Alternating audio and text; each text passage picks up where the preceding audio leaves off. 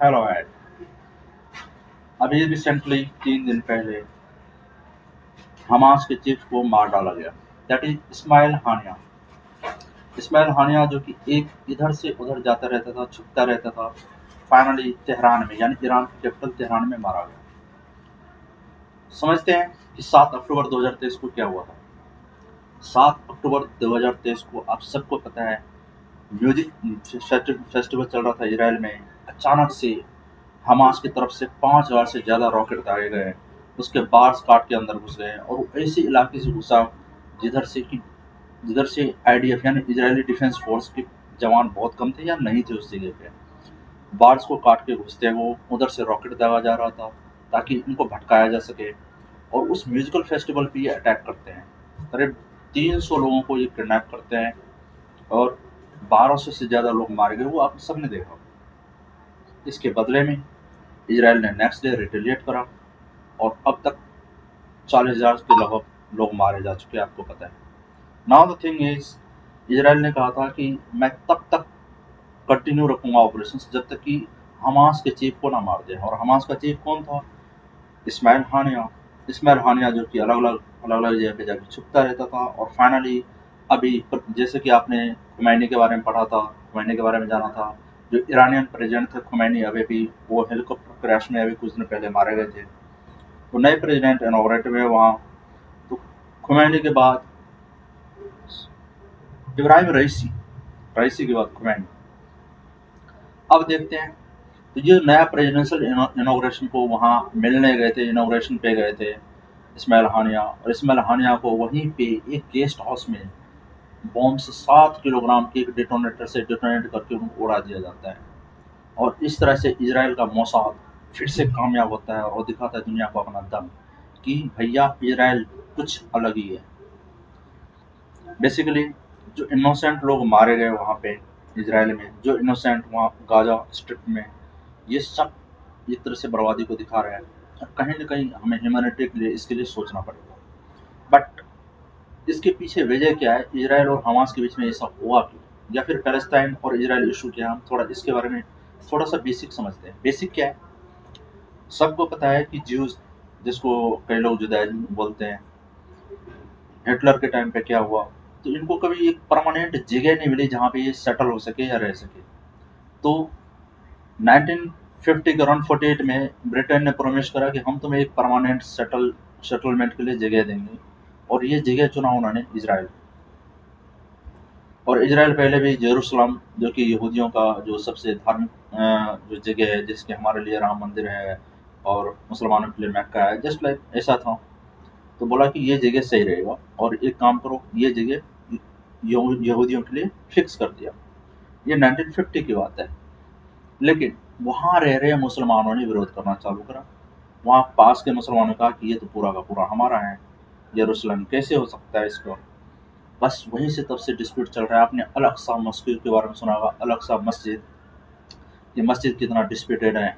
वहाँ पे even pray करना भी कई बार बैन था। कई बार आप देखोगे कि आईडीएफ वाले वहाँ होते हैं और इन दोनों में पैलेस्टीनियन और उसमें कन्फ्लिक्ट चलता रहता है। लेकिन फिर बात आती है 1967 सिक्स डेज वॉर। अचानक से इसराइल पे अरब कंट्रीज हमला करता है। 1967 की बात है। 6 दिन तक वॉर चलता है। 6 दिन के वॉर में ये हिस्ट्रिक युद्ध है जिसमें अकेले इसराइल ने बाकी सारे गल्फ कंट्रीज को हराया था। ये आप अलग से कहो तो वीडियो बना लें या आप चाहो तो आप देख सकते हैं। तो हुआ क्या? उस वॉर में अगर इसराइल हार जाता तो आई डोंट थिंक कि इसराइल का कोई एग्जिस्टेंस आज के डेट में होता। और यूएन ऐसे यूएन कुछ नहीं कर पाता। बट नाउ उल्टा हुआ और इसराइल जीत गया। और उसके बाद आप देखोगे कुछ दिनों बाद वहाँ सीरिया, जो सीरिया पहले 1967 में अटैक करा था, वो सीरिया पे दोबारा अटैक करता है। और वहाँ गोलन हाइट्स नाम की जगह है, वो भी इसराइल जीत जाता है। इसराइल उसको कब्जा कर लेता है। बात बची जो मुस्लिम पॉपुलेशन है, वो मुस्लिम पॉपुलेशन सिमट के रह गई एक जगह पे पैलेस्टाइन में। फिर यूएन रेजोल्यूशन आया। यूएन रेजोल्यूशन में ये कहा गया कि भैया एक काम करो, इसको टू स्टेट सॉल्यूशन दे दो। टू स्टेट सॉल्यूशन का मतलब था कि एक तरफ इजराइल यानी जुदाइज्म वाले यानी यहूदी रहेंगे और दूसरी तरफ पैलेस्टाइन होगा। 2 स्टेट सॉल्यूशन दिया गया। वैसे भी गाज़ा स्ट्रिप बहुत पतला है और इज़राइल बहुत बड़ा कंट्री तो है नहीं, ठीक है? उसके अगल-बगल जॉर्डन ये सब सारे कंट्री है, इजिप्ट आपने देखा होगा, वो सब मैप में आपको याद दिख रहा होगा। दूसरी बात, गाज़ा स्ट्रिप बिल्कुल मेडिटेरेनियन सी के साथ बिल्कुल चिपका हुआ एक छोटा सा स्ट्रिप है। छोटा सा स्ट्रिप का मतलब है कि वहाँ का पॉपुलेशन लगभग 20 लाख था, और 20 लाख उसको दुनिया का ओपन प्रिजन कहा जाता है। ओपन प्रिजन इसलिए कहा जाता है कि चारों तरफ से सिक्योरिटी, और इतने छोटे से शहर का पॉपुलेशन 20 लाख, बिल्कुल सिंकुड़े जगह में है, और वहाँ पे 20 लाख पॉपुलेशन एक तरह से बहुत ज़्यादा है। फिर भी वो लोग अच्छे खासे रह रहे थे, लेकिन हमास वहाँ पे पनपता गया, जो कहते कि नहीं, पूरा का पूरा इजराइल ही हमारा है, इस पे कब्जा करेंगे।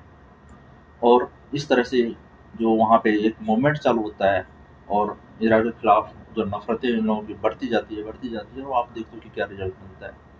बट किसकी गलती है, क्या गलती है, ये तो हमने तो सबने देखा कि पहले भैया कभी ये पैलेस्टाइन के नाम पे हमास, तो कभी अलग अलग जो ग्रुप बनते थे वो अटैक करते गए, और 7 अक्टूबर 2023 को फाइनली क्या हुआ, जो बहुत ही ज़्यादा बुरी घटना घटना थी। कितने लोग मारे गए, कितने इनोसेंट लोग मारे गए। उसके बाद इसराइल ने रिटेलिएट करा। नाउ द थिंग इज कि इस्माइल हानिया, जो कि हमास के चीफ थे, ये छुप रहे थे, ये अलग अलग जगह छुपे हुए थे। और इसराइल ने कहा था, जो पीएम नेतन्याहू ने कहा था कि मैं तब तक ये ऑपरेशन कंटिन्यू रखूंगा जब तक कि हमास के चीफ को ना मार डाला। और आप देख रहे हो यहाँ पे कि किस तरह से तेहरान में, यानी ईरान की कैपिटल में, एक गेस्ट हाउस में ये रह रहे थे। इनाग्रेशन के लिए गए थे, इनाग्रल सेरेमनी के लिए इनका क्या नाम है, इस्माइल हानिया गए थे प्रेसिडेंट, ईरान के प्रेसिडेंट के लिए।